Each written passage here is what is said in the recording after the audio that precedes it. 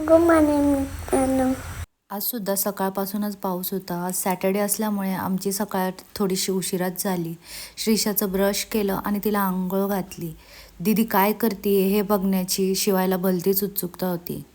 आज राजगिऱ्याचा लाडू संपल्यामुळे श्रीशाला आज फक्त दूध आणि घरी बनवलेला बोर्नव्हिटाच दिला. मम्मानी दीदीला खाऊ दिला आणि मला काहीच दिलं नाही असा चेहरा शिवायने केला होता. मला असं वाटतं मुलांना कारमध्ये असलेलं प्रेम हे मुळातच असतं. ज्यावेळी आपण 2 मुलांना एकत्र सांभाळत असतो त्यावेळी आपण सुखाचा चहासुद्धा घेऊ शकत नाही.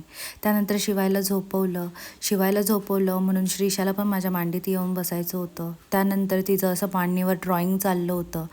ती बिझी होती तोवर मी ओला राजमा आणि बटाटे कुकरला लावून घेतले. श्रीशाला अभ्यास करायची हुक्की आली होती. ती अभ्यास करत होती, तिची क्रिएटिव्हिटी दाखवत होती. मी आज श्रीशासाठी गव्हाची खीर केली होती. पीठ मळलं, श्रीशाला खीर भरवली, नंतर वाटणाची तयारी करून वाटण केलं, वाटण परतायला ठेवलं. श्रीशा घरी असताना म्हणजे सॅटर्डे संडेला माझ्या घरातला अवतार हा असाच असतो. मीही तिला अडवत नाही, काय हवंय ते करून देते, कारण बालपण हे पुन्हा कधीच येत नाही. घरातलं पसारा क्लीन करता येईल पण बालपण गेलेलं परत पुन्हा आणता येणार नाही. असो, शिवाय उठला होता. श्रीशा त्याला छान खेळवत होती म्हणून मग मी पटकन त्याला भरवायला घेतलं. दीदी ये म्हणून त्यांनी आज सगळं अन्न व्यवस्थित खाल्लं. भाजी बनवली.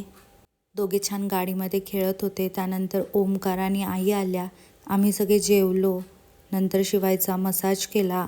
खांदे चोळताना तो नेहमी असाच हसतो. त्याला अंघोळ घातली, छान पुसून घेतलं, शेक दिला आणि गुंडाळून झोपवलं. आज शिवाय श्रीशाला स्वीट पोटॅटोची प्युरी आणि ब्रोकोलीचं सूप द्यायचं होतं. श्रीशा कालपासून खोकत होती म्हणून तिला काढा बनवायला घेतला.